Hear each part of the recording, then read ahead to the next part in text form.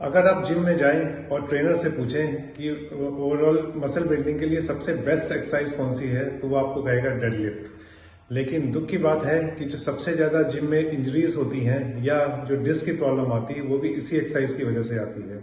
और इसका रीजन होता है पोस्चर ठीक ना होना, आगे झुक के वेट उठाना या बहुत हैवी वेट उठाना, या फॉर्म आपकी ठीक नहीं होना।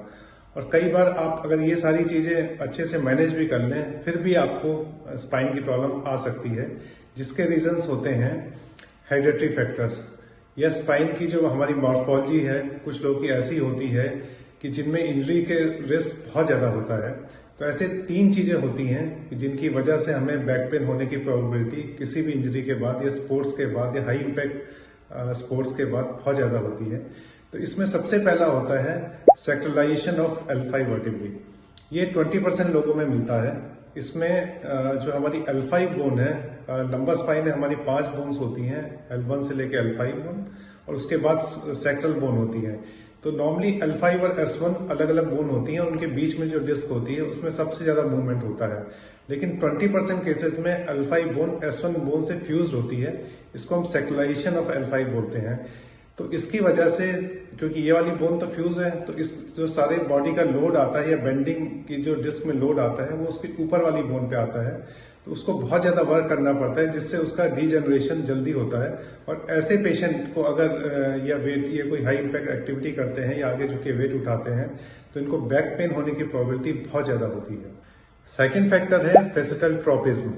नॉर्मली स्पाइन में 2 बोन के बीच में ज्वाइंट होते हैं। तो 2 बोन के बीच में 2 ज्वाइंट होते हैं, एक राइट साइड में एक लेफ्ट साइड में, और ये 40 to 45 डिग्री के एंगल पे होते हैं।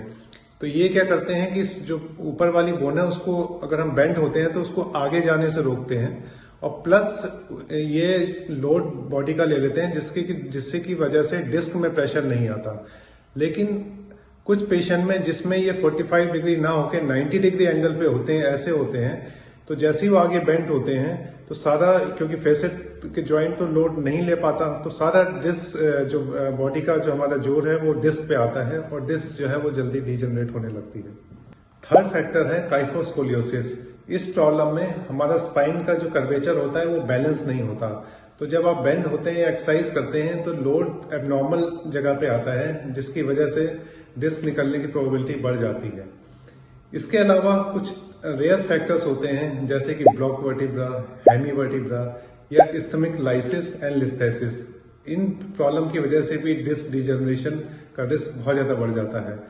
अब ये तो हम हर पेशेंट तो अपना MRI करा नहीं सकता, तो इसमें बेटर ये रहता है, हमारी सलाह ये रहती है कि अगर आपको फैमिली हिस्ट्री है बैक पेन की, शियाटिका की या लंबर कैनाल स्टेनोसिस की, तो बेटर है आप एटलीस्ट ये हाई इम्पैक्ट वाली एक्सरसाइजेस या डेडलिफ्ट जैसी एक्सरसाइजेस ना करें। और थोड़ा भी डाउट हो तो मेरी सलाह आपको ये है कि आप ये सारी एक्टिविटी ना करें, इससे कम इंटेंसिटी वाली एक्सरसाइजेस करें, जिससे कि आप सेफ रहें। धन्यवाद।